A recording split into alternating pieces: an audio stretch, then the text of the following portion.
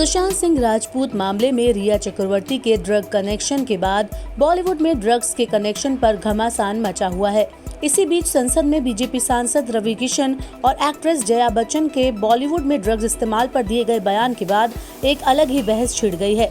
कुछ लोग रवि किशन तो कुछ लोग जया बच्चन के बयान का समर्थन कर रहे हैं। वहीं इस पूरे मामले में बॉलीवुड एक्ट्रेस जया प्रदा ने रवि किशन का सपोर्ट किया है। बीजेपी नेता जया प्रदा ने कहा कि जया जी का बयान मुझे ठीक नहीं लगा। आपको तो अपने घर से आवाज उठानी चाहिए कि हाँ, मैं युवाओं को संभालूंगी। बच्चन परिवार जो कहता है उसे दुनिया सुनने को तैयार रहती है। इसलिए मैं चैलेंज करती हूँ कि क्या आप इस ड्रग्स माफिया को और ड्रग एडिक्टेड युवाओं को संभाल पाएंगी। बीजेपी नेता ने आगे कहा कि मुझे लगता है कि जया बच्चन जी इस मुद्दे पर राजनीति कर रही हैं। देखिए, कल सांसद रवि किशन जी और जया जी के बीच में जो बहस हुई है, मतलब अपने अपने बात रखने की कोशिश कर रहे थे। लेकिन सबसे पहले मैं रवि किशन जी द्वारा युवाओं को ड्रग्स से बचाने के लिए उन्होंने जो बात रखी है, मैं उनको समर्थन करती हूँ, क्योंकि कहीं ना कहीं हम लोगों को इस ड्रग्स के लिए हम एक आवाज़ उठाना ज़रूरी है और ड्रग्स को रोकना बहुत ज़रूरी है और युवाओं को बचाना बहुत ज़रूरी है। हम लोग ज़्यादातर इसको हर चीज़ पे हम राजनीति करने की कोशिश करते हैं।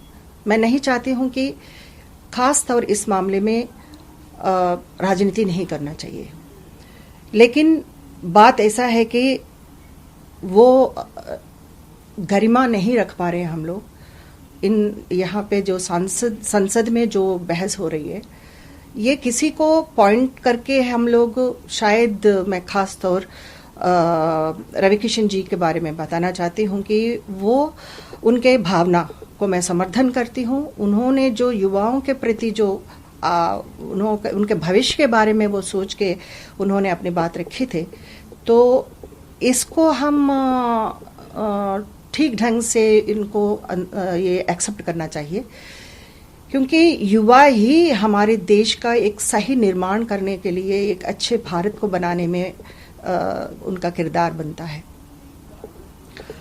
खास तौर मुझे कहीं ना कहीं मुझे कल जो बात सुनने के बाद टीवी में मैं देख रही थी, तो जया बच्चन जी के बारे में मुझे कुछ कहना है, क्योंकि जया जी हम सबसे बड़ी है, हम उनको सम्मान करते हैं, उनके भावना को मैं सम्मान करती हूँ।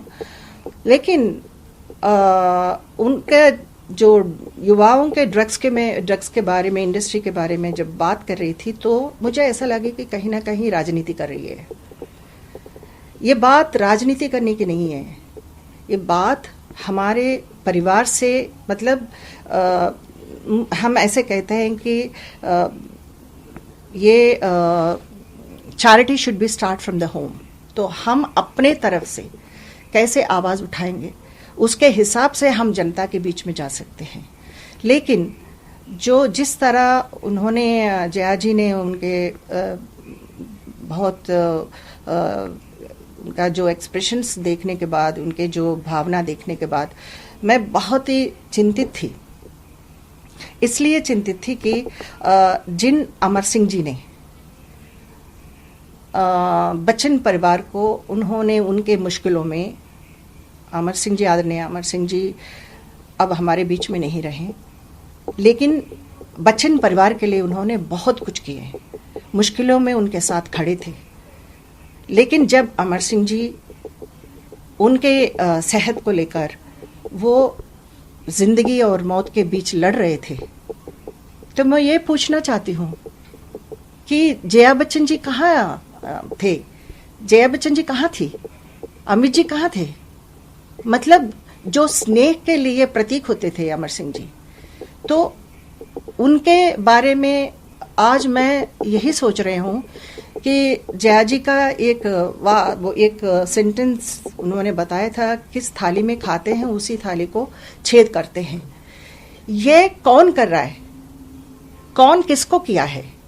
अमर सिंह जी एम्स अस्पताल में भर्ती थे, तो अमित जी के लिए टाइम नहीं था। मैं गुहार लगाई कि कोई तो आए, सहारा श्री को मैंने गोहर लगाई, अमित जी के लिए गोहर लगाई। क्यों? अपने परिवार में कुछ होता है तो इस तरह जया जी दूर रहेगी? मैं ये पूछना चाहती हूँ कि जया जी को राजनीति में कौन लेकर आए? अमित जी मना किया था, लेकिन जया जी को, जया बच्चन जी को लेकर अमर सिंह जी राजनीति में लेकर आए। आज अमर सिंह जी अकेले हो गए और जया जी अपने पद के लिए समाजवादी पार्टी में कायम रही। इसलिए मैं कह रही हूं कि जया जी को इन सारे चीजों में बोलने के लिए कोई हक नहीं है।